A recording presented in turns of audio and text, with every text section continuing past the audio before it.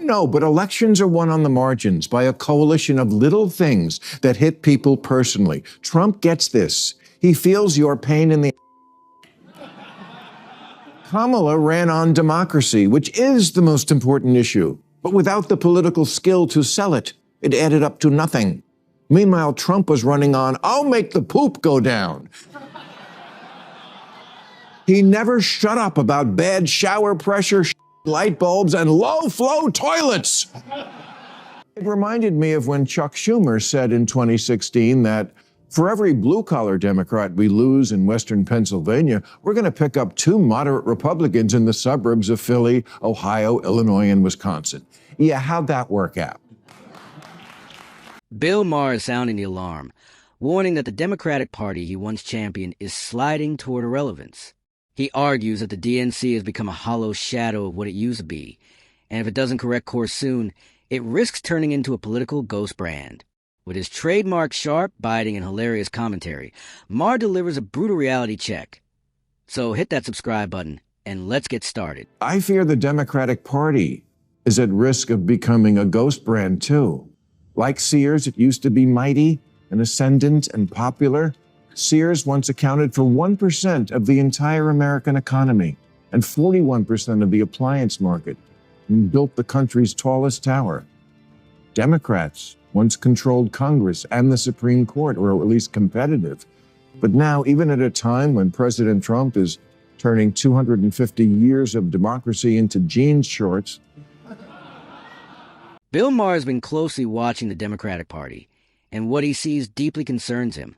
He recalls a time when the party was a true powerhouse, beloved by the working class, boldly championing major causes, and drawing massive, energized crowds wherever it went. It once felt vibrant, unified, and unstoppable. Today, however, Maher argues that the Democrats are little more than a shadow of that former strength. Once a party that connected naturally with everyday voters, it now struggles to reach the very people who helped secure its past victories. Its message appears confused, its priorities unfocused, and its relevance increasingly in doubt.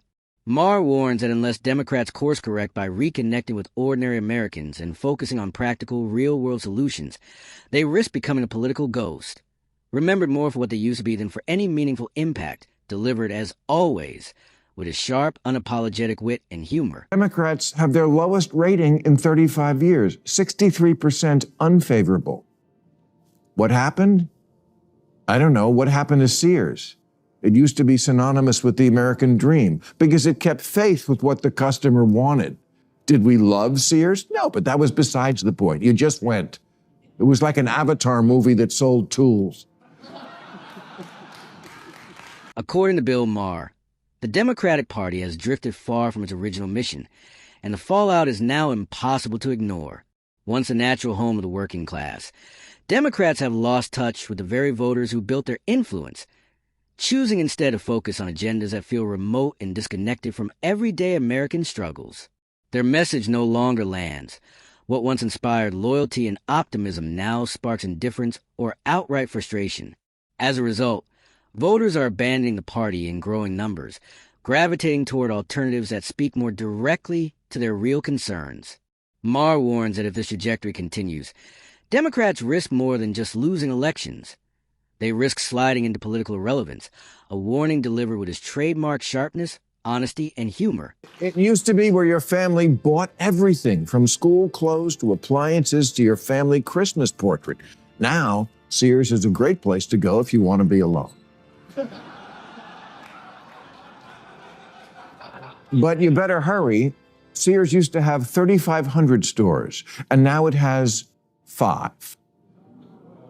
Same thing happened to Playboy, except in silk pajamas and a captain's hat.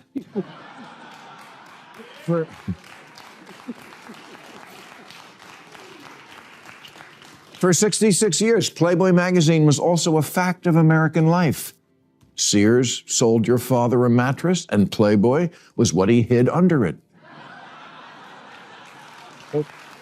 Bill Maher's repeated comparisons of the Democratic National Committee to Sears and Playboy are no accident.